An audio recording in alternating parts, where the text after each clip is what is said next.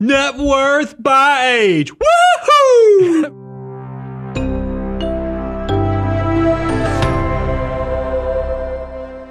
Brian, I am so excited about this because we know it is like Christmas morning around here. One of our favorite things to do every single year is to do our net worth statements. And along with us getting to do ours, we love to do a show where we walk you through the net worth of your peers and where other people in the country and your stage of life are, so you can kind of have an idea of where you are, ahead, behind, or on the curve. One of the things that I love about this year's is that the Federal Reserve just updated their survey of consumer finances. They only do this every 3 years. We have brand new, fresh off the press data. So put on your bibs because we got an all-you-can-eat buffet on all the things you need to know to master your personal finances and start the journey of focusing on what your net worth should be, as well as how do you track it and what are the important variables so you can live your best financial life. All right, Brian, so let's think about this. If we're talking about net worth and maybe you are brand new to the show, you're brand new to the Money Guy enterprise,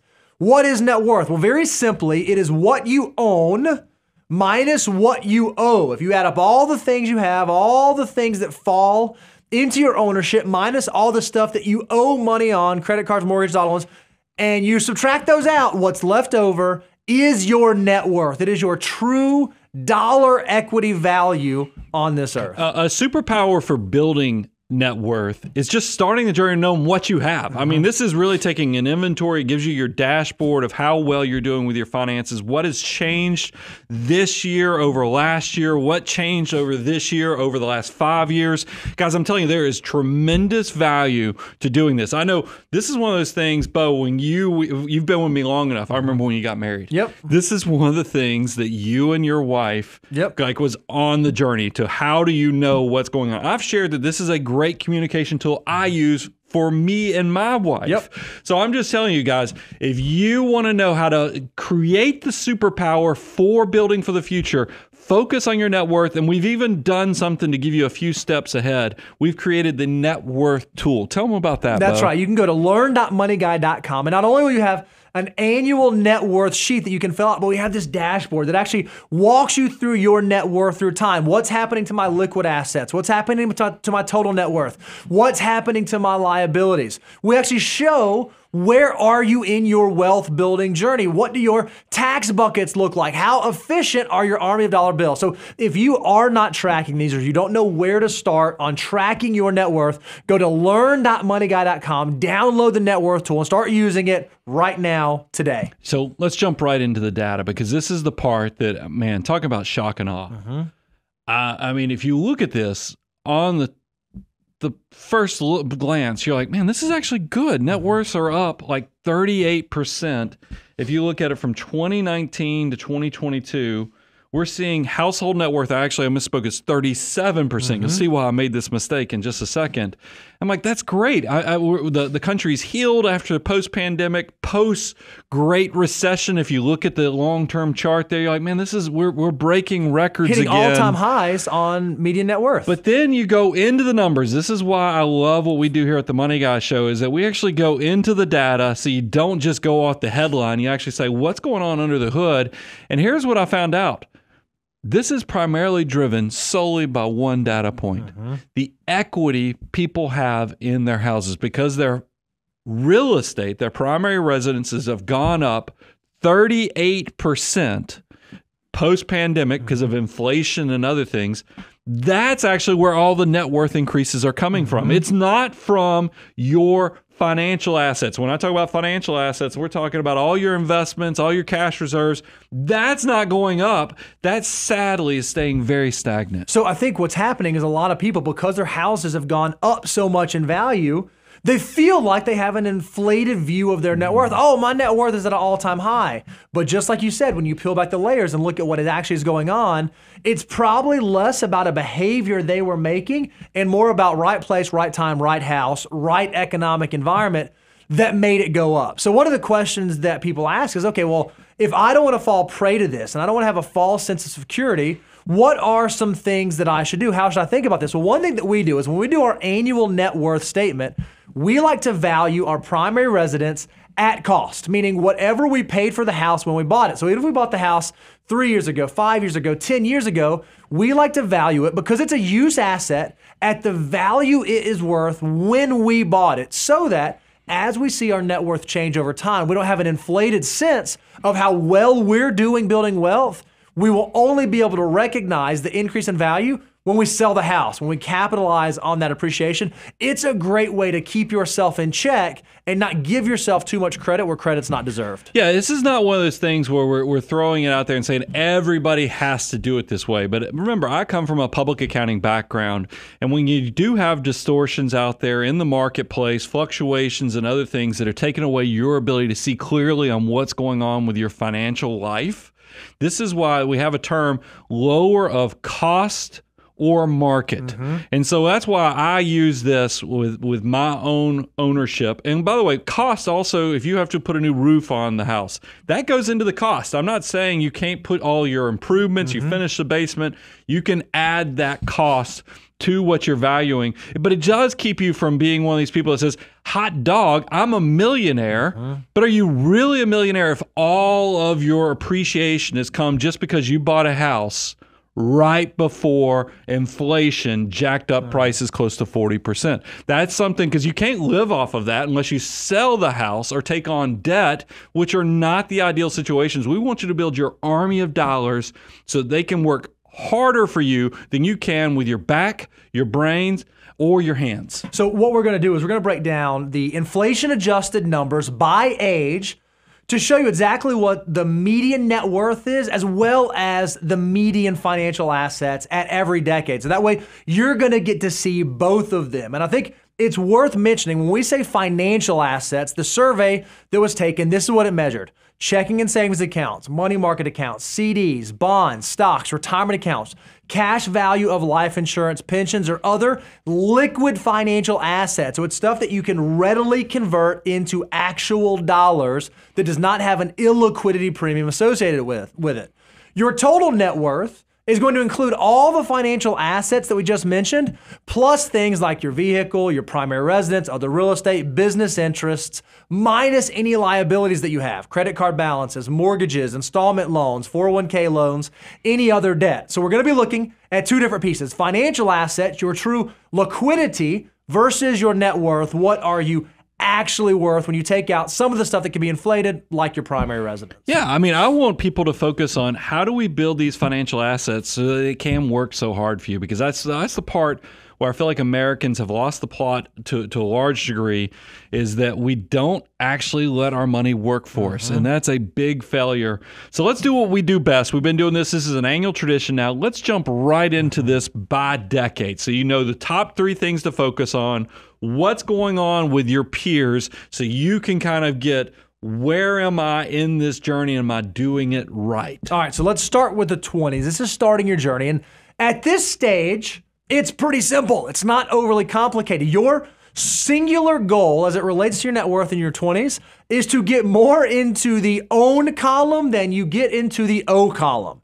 This is the decade where you need to avoid the things that increase the wrong side of the equation and pour into the things that increase the right side of the equation. It's not rocket science at this stage in decade. Well, always, and we've named it in the past, that I think 20s, this is like the world is your oyster. And the fact that you really can paint your masterpiece so easily because there's so much, you have so much time on your side. But here's number one thing I want you to understand. You've got to get the behavior right. So much in the beginning, if you think about how do we understand on living less than we make, really flexing and building up the strength of your discipline muscle. It's the 80% of behavioral things that you're doing on how you look at the world, how you spend your money.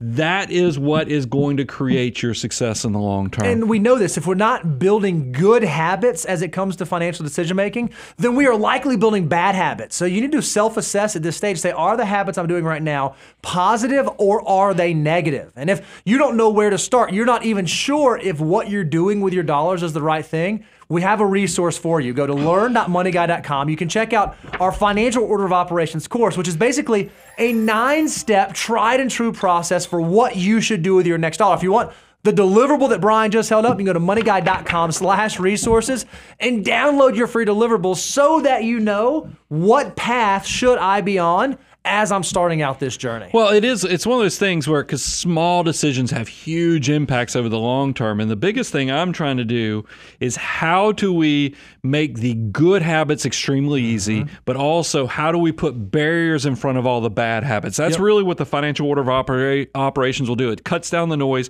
lets you know what to focus on. And the biggest thing you can do in your 20s, savings rate is so much more powerful even than your rate of return on your investments. You just need to get as much money working for you as fast as possible so you can get to the point of critical mass. And based upon the data I've seen, Bo, the biggest thing you can do is just do something. I don't care if it's $25 a month. I don't care if it's $50 a month, $100 a month.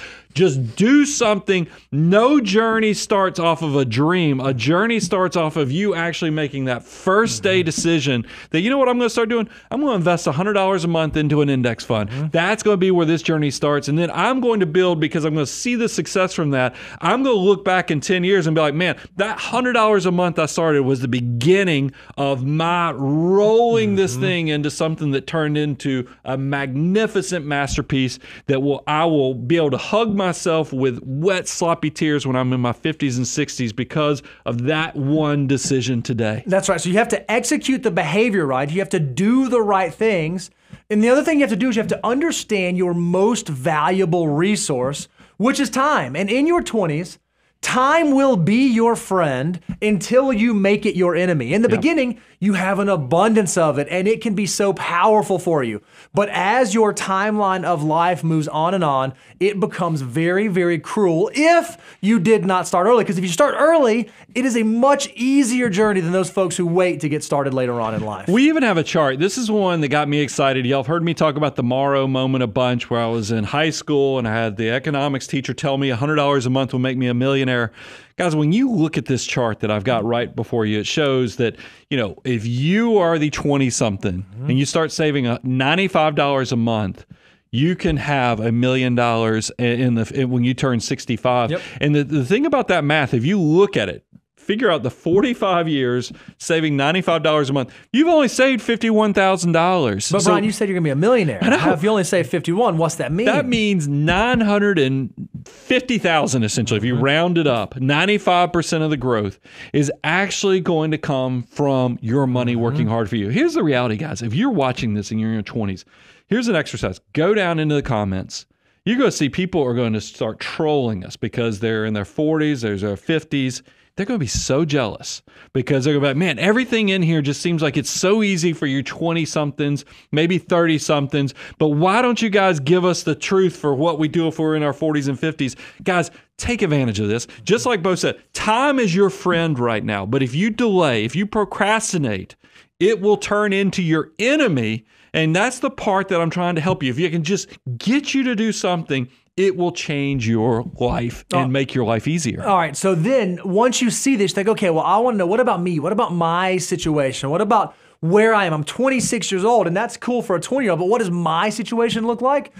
We want you to go to moneyguy.com/resources. We've actually built a tool that you can use 100% for free. And what we want you to do is we want you to go in there and say, hey, here's how much I got saved up. Last year, I'm 24 years old. I maxed out my Roth IRA.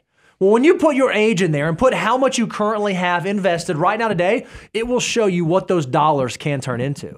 So then what I want you to do is I want you to reframe your mind and think about, okay, next year, I want to save $10,000 more dollars. And if I'm a 25-year-old and my savings is $10,000 more than it is today, what will that turn into? And you will be amazed seeing just how powerful, how valuable your dollars can be in this decade, and how easy it is if you start in your 20s to be a millionaire, to even to be a multi-millionaire by the time that you get to retirement. Bo, I'm ready to kind of jump in to show the numbers, but I want people to know, because we leaned really hard and went into the paint on telling them you got to start saving and investing.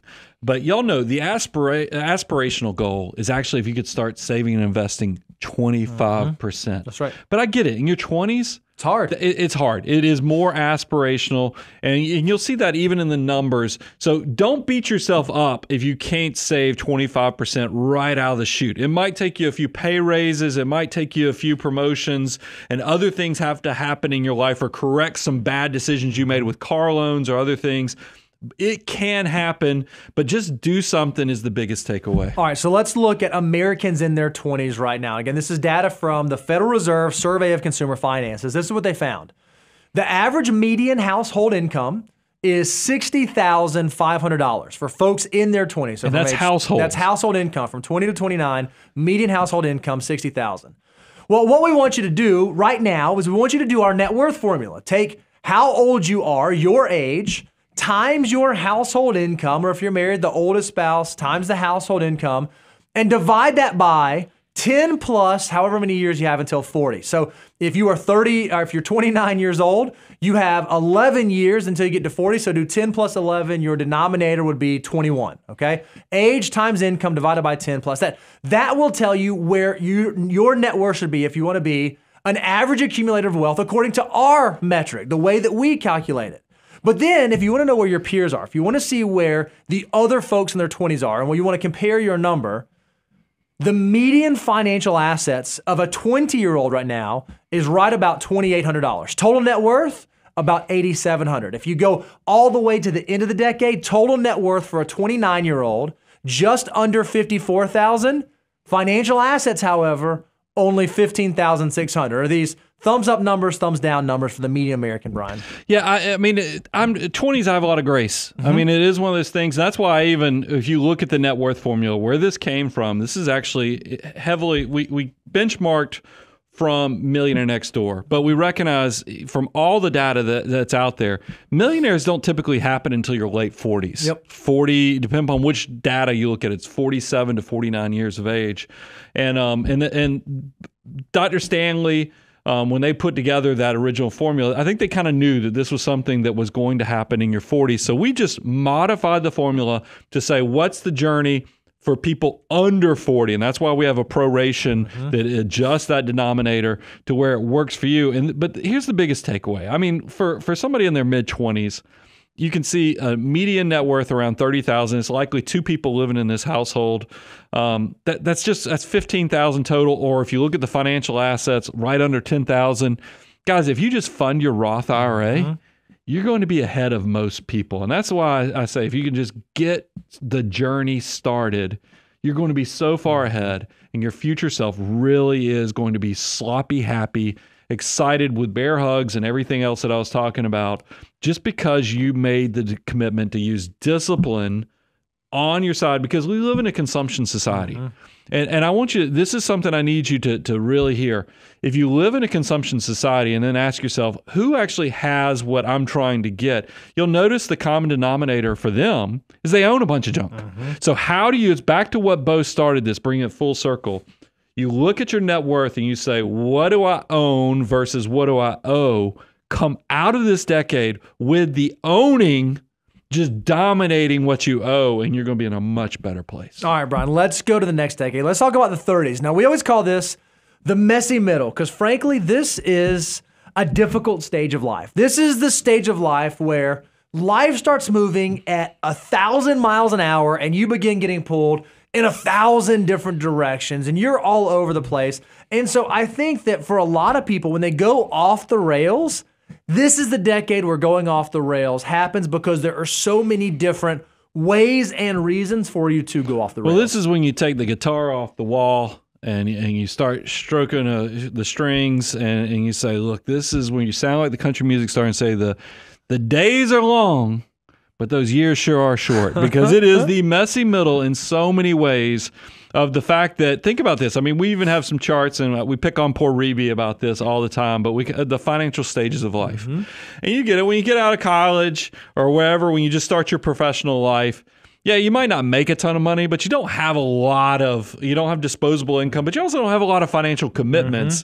But man, oh man, when you get in your 30s, it feels like, yes, your disposable income's slowly going up because you're starting to get some mastery of your skill set, but those commitments take off like a rocket ship. I mean, but whether it's getting a house, having to buy the first, getting married, getting the first house, having growing family, all of a sudden your wallet or your purse is going to get compressed like you've never experienced before. And not only is that happening, but at the exact same time, your time begins disappearing as well. If you look at how much disposable time that you have relative to the amount of commitments that you have, you also have less time to focus on all the things that you might like to focus on. And so it becomes this perfect storm of getting distracted, and not even getting distracted in a negative sense, but taking your eyes off of the things that are not absolutely on fire, because you've got career, family, kids, community, all the different things pulling you in all the different directions. It's not uncommon for your financial life to fall on the back burner, and rightly so, because of all the things you have going on. So what you have to do in your 30s is be diligent to recognize that and do your best to not let it slip away, because this is a decade where time is still your friend. It is not your enemy if you can get the ship righted in your 30s. Yeah, but it is going to be full of distractions. You've said that. So I think the superpower for you people watching in your 30s is, how do you drown out all the noise, distractions, everything else that Bo was just talking about, and see the line? Just like if you're a Formula One driver, you know there's a better way to follow the line and cut the corners and do everything else. Your financial life is the exact same way. We want to give you the 3 things you should focus on in this decade. So here's the first one. Stop trying to keep up with the Joneses. Nobody cares what your next door neighbor, what the person who sits in the office across from you, it does not matter what they have going on. Because so often we look on social media, we look around us, we look to the left, we look to our right, and we assume that that should be what our life looks like. And we don't know the rest of the story. We don't know what their financial situation looks like. We don't know what their family situation looks like. We don't know that they might be up to their eyeballs in debt. So don't sacrifice your financial well-being simply by trying to keep up with what you think other folks have going on. Well, comparison is the thief of joy. And it's one of those things where I think you're going to find out someone's always going to have more money than you. Someone's always going to have less money than you. So if you'll just quit looking on other people's paper and look and focus on what is your best life and what's your why, what creates happiness and fulfillment for you, the moment you kind of break through all of that, I think you'll just be so much happier. I mean, that's where contentment resides, somewhere in all that. And that's why it kind of transitions nicely into the second point is, know what you just don't know. And I think that's the part, especially for a lot of you who don't come from resources. You know, you're pretty humble in where your knowledge is. So you ought to use that as a superpower to figure out, how do I pinpoint what's important and then maximize all of my opportunities? Yeah, in your 20s, saving 25% was a goal. It was this idea, I need to get there. It's aspirational to get there. In your 30s, I'm going to argue it's a must. You need to build your life around figuring out, how can I get to a 25% savings rate? All that grace that Brian talked about in the 20s and all that latitude that you received in the 20s begins to go in the way in the 30s, because this is buckle down time. You have to get your savings to 25%. And you need to know why that has a huge effect on your financial life. And it wouldn't be messy unless you also had another objective, is that you also need to understand that this is the point when you have people now counting on your income, where you might be the breadwinner, or you now might have the obligation with a mortgage, and you got a family, you got kids. You've got to make sure that you have an emergency reserves, because cash is going to be the oxygen of your life when you get through crisis mode, or you go through the things where, maybe you it could be small things like the tire repair from a flat tire, or you drop your phone into the commode. I mean, little things all the way up to the big things like having your highest deductible covered. So if you had a health emergency, you got to have an emergency reserves and some of those basic things of the financial order of operations covered, so you're just not sidetracked while you're building your journey. And in your 30s, you also have to recognize how dangerous liabilities in that side of the equation can be for you. Compound interest can be an amazing ally, but it can also be an incredibly fierce adversary against your wealth building journey. So keep an eye on your 30s out for those big mortgages, those big auto loans, starting to rack up credit card debt. You need to understand why that is so difficult for you to build long-term wealth. And if you can avoid that in your 30s, you're likely going to set yourself up in a much better position. Well, living in a consumption society like we are, I mean, I think about all the different traps that are set up. Like, yes, your income starts going up in your 30s, but they also will let you now finance a car for 72 months to where if you're spending $700 to $1,000 a month, you can buy the most luxurious car in the world. But this is $1 million decision. If you actually go out to like moneyguy.com/resources, look at our wealth multiplier. If you do these type of behaviors while you're starting to get traction with your income, it's going to be a failure because you got to turn that income into assets, owning stuff so it can work for you. That's going to be the part that really makes it. And that's the transition point into number 3 is, are your decisions becoming purposeful? Yeah, when you make a financial decision, there needs to be reasoning behind it. You ought to be thinking in this way. Your conversations, your mindset ought to be, it's not I should be saving for the future, but you've now defined I am saving 25% because. Like, you understand what the finish line looks like and why you're making the decisions that you're making. You know, in your 20s, I just want to be a millionaire. Well, you don't know what that means in your 20s. In your 30s, you start to begin to understand, hey, I want to be a millionaire so that I can stop working, so that I can do this with my family, so that I can have this kind of life. And what's beautiful about your 30s is even if you didn't figure this out in your 20s, even if this was a foreign concept to you, if you can start saving 25% in your 30s, starting from zero, at 30 years old, if you save 25%, you will likely be able to replace 80% of your pre-retirement income just from your portfolio by the time you hit 59. That still counts as an early retirement. If you wait till 35, you can still hit your number, still hit your goal by 64. And even if you wait till 39, and we're not advocating that you do that, but if you were a 39-year-old and you haven't started, even if you start now and you can start saving 25%, you're going to have the ability to have a very robust, very exciting retirement in your 60s. But you got to get started now. You have to recognize what that 25% can do for you. Yeah, another part of being purposeful, Bo, we were hitting on this. We talk about how valuable time is, and we talk primarily in the 20s about your time is also what could be going towards investments and the wealth multiplier.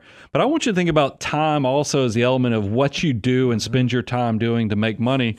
When you're starting out, it's important that you just have a job. But if you're really being purposeful with your time, because wasting time can be more expensive than even wasting money, is by in your 30s, I'd like you to have a career. So that way it feels like your time commitment that's going into, you're sacrificing your time to earn a wage or to go start a business. Be purposeful with your time so it's not just that I have something that pays the bills or occupies my time and pays me a wage. Now it's I have a career, I have a path, I know where I'm headed. And then as a consumer, your language changes from I want to buy X to I don't need to buy this because I want the luxury car. I don't need to buy the luxury car because I have other goals that are more important, or whatever that may be for you. So in your 30s, if you can transform your mind to start thinking about financial decisions in this way, you are likely going to set your future self up for big success. Bo, let's walk them through the actual numbers of this decade. Let's talk about Americans in their 30s. What's the household, median household? Remember, this is the household can be couples, families. You know, this is everyone in the house that's working. $75,495. Yeah, again, this data comes from the Federal Reserve Survey of Consumer Finances. Found the median household income just over $75,000 for someone in their 30s. So if you're in your 30s, what we want you to do is we want you to calculate your net worth right now. Where your net worth should be. So take your age times your income, and then divide it by 10 plus the number of years until you're 40. So if you're 35, you got 5 years till 40, your denominator would be 10 plus 5, 15. Calculate that. That will tell you where you are, where your net worth should be if you're an average accumulator of wealth. So do a self-assessment. Am I hitting that number? If you're not, let this be the wake-up call to get the ship moving in the right direction. Because I think a lot of folks in their 30s have not caught on to this, because when we look at the average numbers, the median numbers, a 30-year-old right now in this country has a median net worth of $61,000. But when you really peel back the layers, only 17 of that are financial assets. By the time you get to the end of the decade, a 39-year-old, total median net worth about $128,000, financial assets, I'm going to use the word only only $31,000 on the median for 39-year-olds in this country. Yeah, I mean, we got to get the financial assets numbers up, guys, in your 30s. This is why if you have the aspirational goal in your 20s of getting to 25% of your gross income going to savings and investments, you got to really be hitting the mark in your 30s. So that's why you're still, time is your friend. There's a reason when we use the Millionaire Next Door formula for net worth, we modified it for anybody under 40 years of age with that denominator adjustment. Take advantage of while time is your friend. It's not your foe yet. You're getting really close as you get into your 40s and 50s that time will start to work against you. Focus on building up those financial assets. Make a Roth contribution. Go check out the financial order of operations. Figure out exactly where you need to be with your next dollar so you don't end up like our peers, our neighbors who are woefully struggling to build financial independence. All right, Brian, now let's talk about the 40s. And this one is really interesting because this is that decade where you have the fork in the road. You either get to say, okay, great, the things I've been doing are paying off and I can now see the fruits of my labor. Maybe I can even take my foot off the pedal, or this is maybe we have the uh-oh moment. Uh-oh, I'm not where I need to be, and I've not been doing the things that I need to be doing. Yeah, this is where, I mean, you can be a moment of celebration, or this could be the point where the bitterness starts taking over. You know, hopefully, I'm hoping that a lot of you have found the Money Guy Show, the financial order of operations, and you're living your best financial life, because maybe this is the time where you go use some of our resources to know what your number is, you can take your foot off the accelerator. But for some of you, you might still be just stuck in this life of consumption and you're moving the goalpost. You know, your income has gone up. You really haven't turned that into building up a bigger net worth, but you have built a bigger house. You've got a nicer car. You got to stop moving those goalposts and understand what does create wealth for the long term. So let's talk about what do we need to focus on. The first thing in your 40s, am I saving enough? And you can't know if you're saving enough in your 40s unless you know what you are saving for. So you begin to have some clarity around what is my number, what is the finish line, what's the goal that I'm marching towards. Now, your 40s are still powerful. They're not as powerful as the 30s and certainly not as powerful as the 20s. But even if you can just get to saving 25% and you start at age 40, you will likely be able to replace 80% of your pre-retirement income by the age of 69. If you're someone who says, "Oh, I don't want to wait till 69. I need to retire early," then your number is going to be greater than 25%. And you need to be aware of that. If you're just figuring this out at 45, if you start saving 25%, that'll give you a timeline to 75. But if you want to retire in your 60s, you're going to have to figure out, I either need to figure out how I live off less in retirement than I thought I needed to, or I got to figure out how I save more to get to that number. So the first thing you have to figure out is, am I saving enough to be able to live the life that I want to be able to live? And is that life actually realistic based on what I'm capable of doing today to move in that direction? I think it's interesting. We titled this entire decade as the fork in the road moment. And it really is, because it straddles two things. The get wealthy behaviors is like the 40 to 45-year-olds typically. And then I always even talk about my debt, repaying low interest debt, the stay wealthy behaviors of post 45. This chart right here on what 25% can do for you lets you know if you really do get to transition from the get wealthy to the stay wealthy behaviors, or if you have to go back and essentially remediate back to getting wealthy because maybe your savings rate never was that in your 20s and 30s, and you've got to play catch-up mode. This is an important decade to really kind of get yourself that cold water of reality to give and live your best financial life. Now, then the second thing that you can focus on, in addition to are you saving enough, is am I saving in the right places? You know, in your 20s and 30s, we say just save something, do a target retirement fund, follow the financial order of operations. But as you get into your 40s and as you begin to approach what Brian calls the escape velocity, this idea that my dollars and my army of dollar bills are working harder even than I can, you want to make sure you're structuring your financial life to reflect what it is that you ultimately want. You know, if you're thinking about retiring early and you want to leave the workforce before 59 and a half, before 55, then you probably need to structure your saving strategy accordingly to be able to do that. You know, one of the things we talk about all the time is as you get into step 7 of the financial order of operations, we want you to build up 3 distinct tax buckets. You want your tax-free, your tax-deferred, and your after-tax, and that after-tax bucket being the bucket that provides that bridge money. Well, one of the very things that we do is we have a net worth tool where we show right there front and center what your buckets look like. Yeah, I love that this actually gives you the dashboard view where you can see the change. Are you going to have that bridge account to give you easy access because you're leaving early? Or are you building up where you have no actual liquidity because you took advantage of all the tax benefits and you have all these retirement accounts, whether it's tax-free or even tax-deferred, but you don't have money to even pay cash for that nicer car as you get to step 8 of the financial order of operations? Use this tool that's part of our net worth tool to kind of streamline and maximize, because this is really where the rubber meets the road, is that it's not just about aspirational goals anymore. You're actually now at that fork in the road moment where you actually need to be thinking about what does your financial life look like for you, and not only the saving and building, but also the distribution and spending and consuming of these assets down the road. And then another thing I think that happens in the 40s that's unique is you get to decide, is it time to start prepaying that low interest debt? Maybe you have that mortgage that was at 2.5%, 3.5%. You've been saving, you've checked the box, you know that you're on the right path. Perhaps now is that decade post 45 where you say, you know what? The dollars that I have to put to work might be better served moving me towards my debt-free goal because I've already taken care of the financial independence goal. This may be the decade where you need to reassess that so that you have a plan and strategy to be debt-free by retirement. It's definitely a measure twice, cut once. Definitely take advantage of our Know Your Number course, because you need to know if you're behind the curve, ahead of the curve, or right on the curve, so that you don't make a bad financial decision. But this is the time, like I've said, when you've made the get wealthy decisions when you're in your 20s, 30s, and even early 40s.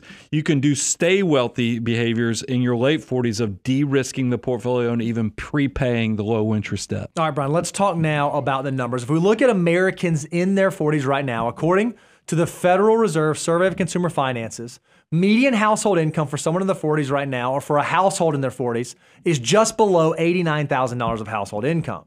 So if you were to take your age times your income and divide by 10, that would tell you where your net worth should be if you were an average accumulator of wealth. So do that math, check your number, and see where you are. Well, if you're curious how you stack up to your peers, for folks that are 40, they have a median net worth, total net worth of all assets, $135,000. If you just look at their financial assets, it's about $33,000. So there's something there. There's a big gap there.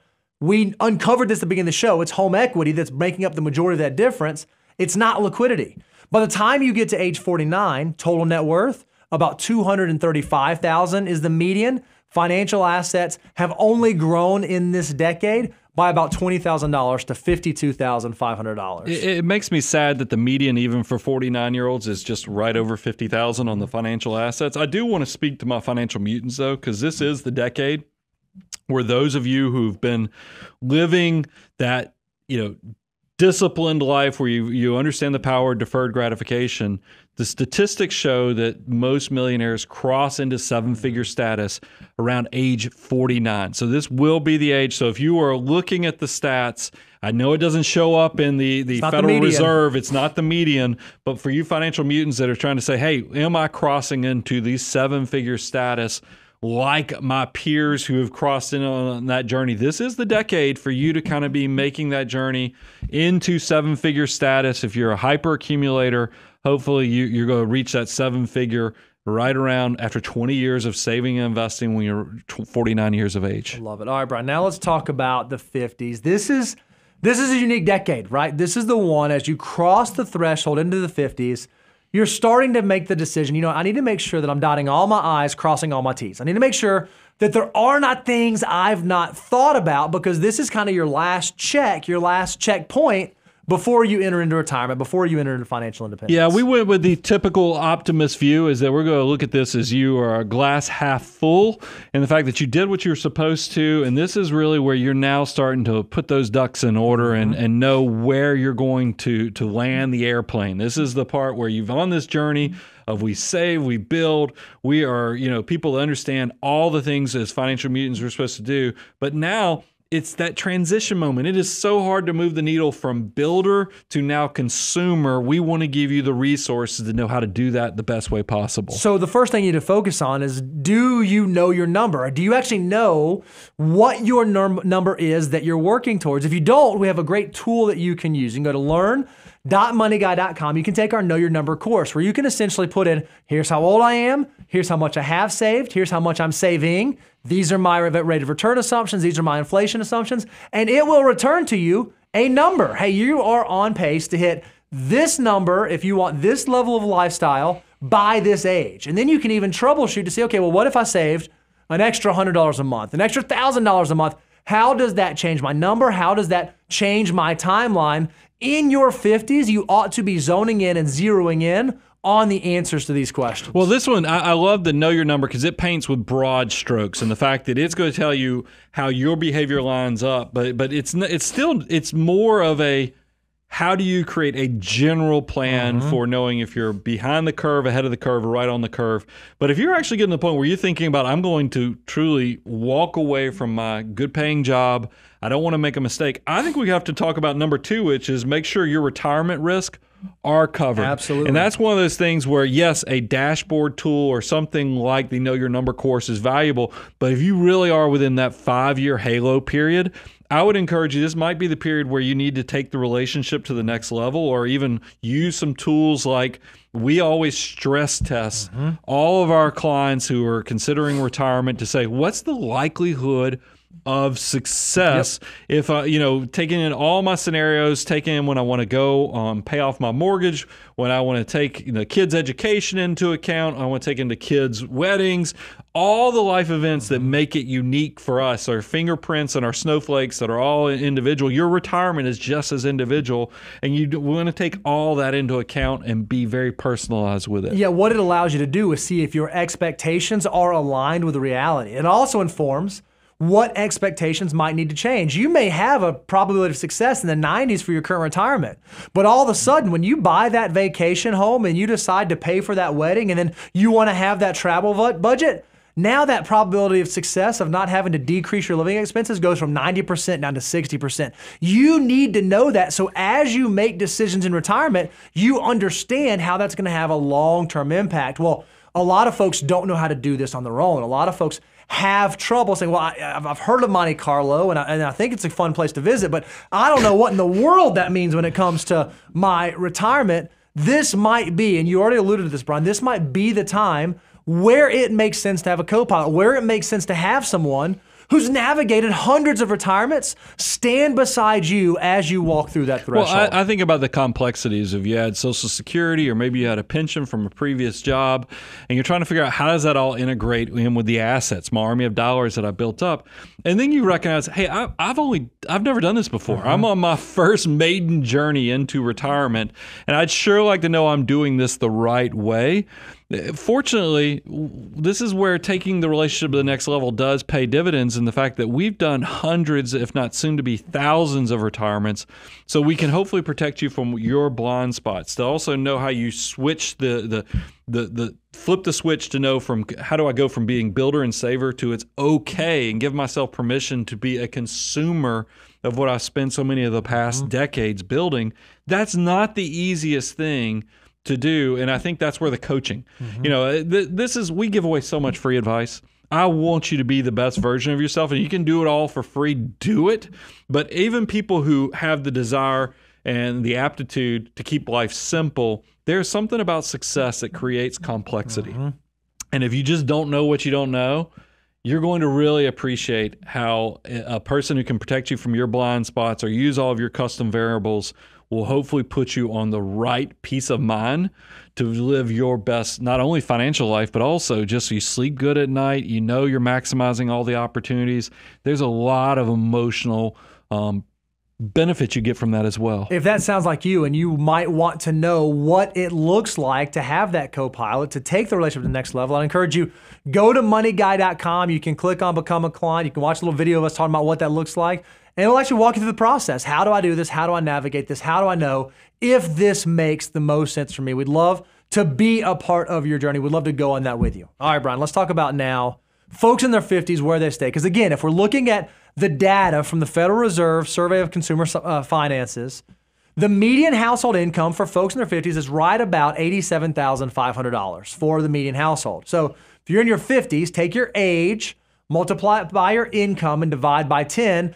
That will just give you a number as if you were an average accumulator of wealth. But in your 50s, that's a little bit less valuable. What you should actually know is your specific number. You don't need a generalized number. You need a very specific number. That's where the Know Your Number course comes in. But if you want to know how you stand up next to your peers, where Americans are in general in this category, on median, the 50-year-olds have a net worth at age 50 of about $246,000, of which only about $55,000 are liquid financial assets. By the time you get to the end of the decade, age 59, only of the 59-year-olds have a median net worth of about $352,000, financial assets of only about $66,000. Unfortunately, I think for the majority of folks, $66,000 of financial liquid assets probably will not create the lifestyle that they want to live in their next decade, in the 60s. This is why Social Security is not going anywhere. I mean, I think a large portion of our population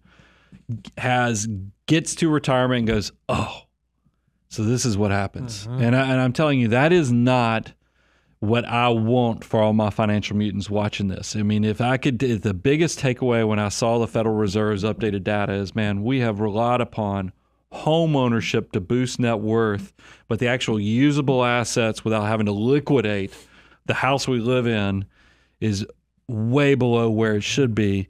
This is not good decision making. This is not living your best financial life. And I would just encourage you, start doing the work now. You know, I am an optimist, so I don't like to see this negative stuff and say, well, it's over. You can never catch up. There's always an opportunity. You can still, even somebody who starts at age 50, you know, you have levers of opportunity that you can pull that will catch up.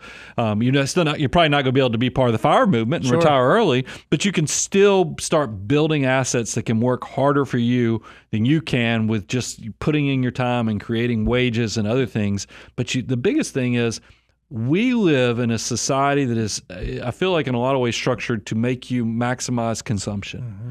If you haven't caught on, and this is for whether you're young, old, that the way you win this game has been set up to try to make you fall into every consumption trap out there is to do the behaviors that work against that. You've got to start owning assets that can replace your work and actually let you live your best life to do what you want, when you want, how you want. Because I can tell you, the moment you focus on financial freedom and you focus on today, I don't care what age you are, I'm going to make a motion to start saving and investing $100, $200, $500. Maybe you're in your 50s and you're now panicking. You might need to be saving $1,000, $2,000, $3,000 a month. Do whatever you have to do. Use the tools, use the resources we've put out there so that you're just not letting life happen to you. Be the hero of your redemption story so that you can look back and choose this is the moment that you changed your financial journey. Go to moneyguy.com, check out all our resources. Go to learn.moneyguy.com, check out all our courses. We love that we get to put this together. If you've not done a net worth statement yet, start this year and your future self will thank you. Guys, we love this annual tradition. Hopefully it's motivated you. But here's the biggest takeaway. You either need to own your financial life or it's going to own you. I'm your host, Brian Preston, Mr. Bo Hansen, Money Guy team, out.